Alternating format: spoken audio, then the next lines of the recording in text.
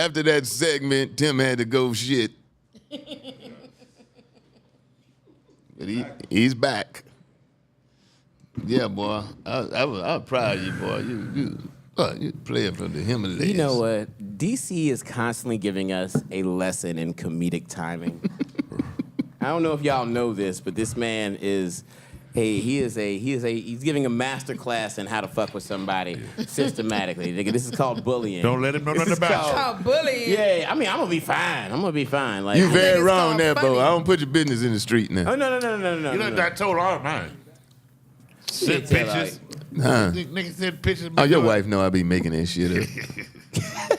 Good call. Good call. He love catching me in a bad situation. I got Good pictures call. for days. Let me pause for a Yeah, moment. he can destroy me. If y'all don't mind, I would like to pause for a moment. May I? It's your show. Today is Marcus Combs' birthday. Yes, it is. Big shout out to Marcus, man. Happy Yeah, birthday. that is fan. Shout out to miss you, Marcus. brother. Marcus dead. I mean, you Shout know. out to the survivors of Marcus. Right, his Oh, family. yes. Happy yes. heavenly Maya, birthday. Yessie.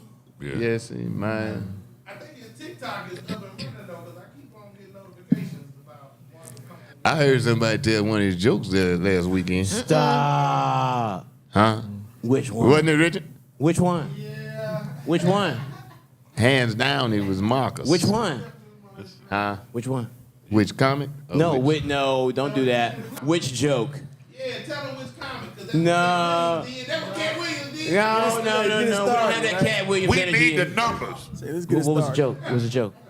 Joke about the old lady With the saying, bed? "Come here, Marcus. Come here, Marcus." With Marcus, yeah, with the fan and the bed, the high bed. I know who that was. That was Lindgren Ernestine up there. yeah. I know he the one told that joke. Lindgren Ernestine. He the one. If I see anybody do, yes, no, that joke. No, this was live where I was. Man. Well, now I tell a Confession time. old lady joke. You stealing Marcus stuff too. No. You I talk about how I like real breasts and how I like braille on the areolas because I like a natural titty. Right. So if it ain't got no braille, Yeah, I like a thorough. it's What? like if it ain't got no braille around it. I like a thorough breast. I like a natural. I don't know what you look at me for. I don't give a shit what you like. Do you count the bumps? I know it's not like a ring. It's not like a tree. You don't count the rings to see how old they are. Oh, okay. But yes, no. So Marcus told a lot of jokes. I hear manicure pedicure, but I don't hear anybody say manicure pedicure. But they tell the entire joke. Oh yeah, yeah. But if you leave out manicure pedicure, like I was astonished this week, and I called DC. I sent a text out, and I thought somebody had stolen No Hate, No Fear. Yeah. Hey, Carlos Mencia, who has gotten a reputation for stealing jokes, Oh yeah. I was has a dirty about it. podcast, but he called me and asked me, could he name his podcast? We did a show together. He called me and asked me, could he name his podcast? No Hate, No Fear. I said, man, knock yourself out. Carlos, I've known Carlos a long I time. guess. What can I ask you guys on all wait, y'all- wait, hold on. Well, Did you lead that off with saying Carlos Mencia is one of the biggest joke stealers in the world? no, I said they did a documentary. Oh. They did a documentary, and they said that he's a big joke It's thief. not that they said. It's He kind of does. He kind of might be. I mean, it's documented. He's repeated some stuff that, and he had a big fallout with Rogan. What's the boy? Joe Rogan. Right. Joe ran up on stage on him or some shit. in the I middle. toured with. If y'all want some trivia, kind of personal, but Yeah, go I ahead. don't They call give a you shit. DC Curry Holcomb anyway. So back in the day, this promoter comes up with this idea for this Rainbow Coalition tour. So he got me, Carlos Mencia, Dave Attell, and Bobby Lee. Bobby Lee, Oriental. Yeah. David Tell Dave Jew. Attell, white boy, Jew. Yeah. Carlos Mencia was supposed Spanish. to be Mexican, but he's actually Honduran. Oh, okay. He don't even speak Spanish. Oh, really? Oh, But yeah, his, he his ain't. following is mainly Mexican. They think he's Mexican, but he ain't even Mexican. He Honduran. And then black ass me. Right. And I had a deal to do, I don't know, about 15 shows, and after 4 shows, they gave me $100,000 to get off the tour. Wow, you burned them up. I don't know why, but they You were gave me- headlining clearly, right? No. Well, can I ask? Carlos's tour. So can I ask you guys, the comedians that definitely know Marcus, that don't kind of like rub y'all the wrong way to see somebody like stealing his jokes? Oh, I'll walk All the on time. somebody. Yeah. But if I see somebody do the I cha think cha you should slide give him joke, credit. I'm brushing the stage. Huh? If I see somebody do the cha cha slide joke from Marcus Combs, I'm gonna rush the There's stage. certain jokes you can't Okay, take. I just want to know. I guess, What if a person says, Marcus Combs used to say, blah, blah, Still blah. wrong. You know what? People. I mean, that's like when you write something and you give a person credit. That's what the lady that was president of Harvard did not do. very, very The good. lady that was president for Harvard. Right, she right. No, you plagiarized. just lost the black lady. Yeah. But you know, it's one of those things because people do that with Tyler Craig all the time. They'll say, what was Tyler's catchphrase? It's more to the story. For the moral of the story. So Yeah. you'll see people say it for the moral of the story, like in the great words of Tyler Craig or something like that. Or you just see you hear people do stuff all the time. Yeah. But if you state what you, I don't know how I feel about it. Honestly, I just. I mean, If you say- impressing, them guys who do the impress, you know, Impersonators, yeah. Yeah. yeah. But if a guy get up there and just do his whole set on everybody he's seen do comedy, he's not really a comedian. He's just imitating So comedians. where do we? Yeah. So where do we stand on the idea that everything great has been taken from somewhere? Like we were all inspired by a situation, and based on that inspiration, you tend to mimic certain attributes of a person. well, I'll say this, and it's weird to grow up and see certain guys that I'm sitting next to on Common View, but I had never in my life heard the restaurant joke until DC did it. The one like when you're sitting there eating Yeah. it and about to fly up there, like how he was just ripping it, man, like just like never slowed up, just everything that you can relate to about the fan and how they serve you. So I never heard that. So when you get a chance, somebody that comes as original as DC, and you know, I don't see too many people trying to follow that, you know, trying to can rip it like how he was ripping it back then. Well, like I just think that when it comes to comedy and songs and stuff like that, you can be inspired by a person, but don't take the person's joke or take the person's Right. song. You can be inspired, you can be No, no, motivated. no. Because just like what you just said, Brian, with using DC's restaurant joke, that style you may see, hey, that's my style. People be asking me sometimes now to do that joke. I'll be like, that 20-some years ago, I don't People even love that. People remember. love that I would joke. have to sit down for a day. And go over it again. Yeah, I keep And it. that's I like when keep you watch it. And the Bo. way- I bet Bo some of care us about- can tell a joke for you because that's how much we watch you. You know, your fans can tell a joke for you.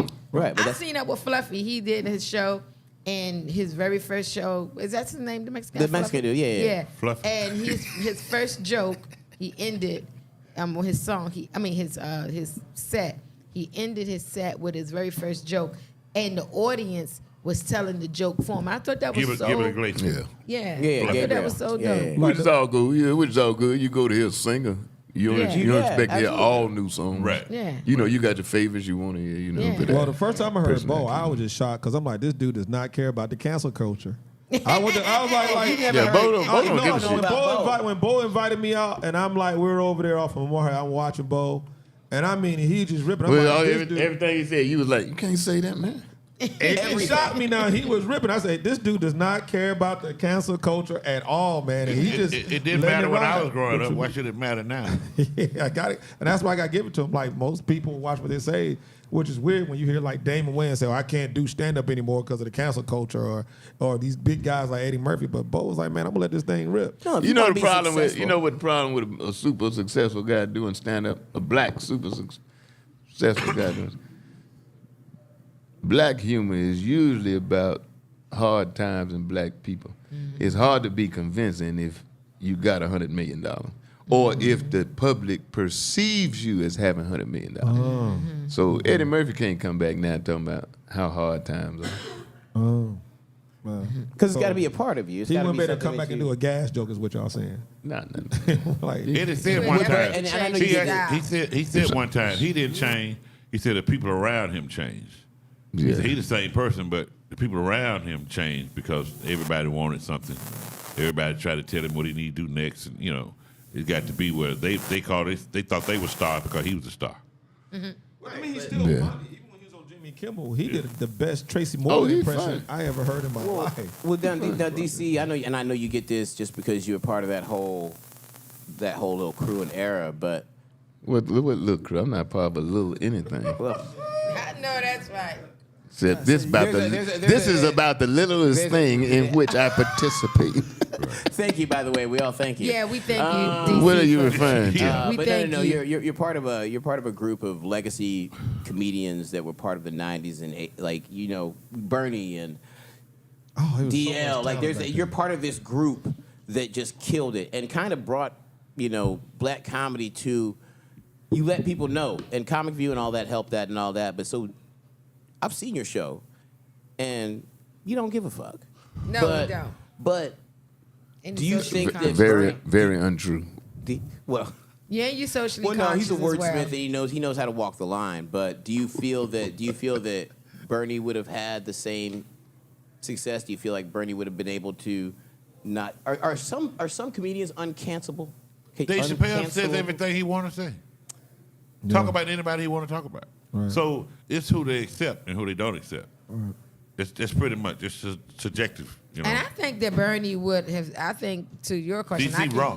I know DC is better to answer it, but I mean, I No, love, you go ahead. I love Bernie Mac, and I did and too. actually I just saw the a tribute they did for him, and I think that he would have survived the test Absolutely, of time. but I feel like what I you feel don't like black understand, Tim. people On a don't hold. different- I also feel like black people don't hold that cancel culture to the same respect. You can't go around calling us nappyhead and the niggas and shit like that. But Yeah. Bob It just Saget. depends on who it Bob is. Saget was one of America's favorite guys, Dirtiest right? co- Had the that talk show. was a triple X rated comedy. Yeah, I heard that dude. had Now I'm gonna dirty say mouth. this: they will give a white guy. I'm saying this, man. Mm-hmm. They give a white guy. They'll figure a white guy that's like that talking on stage.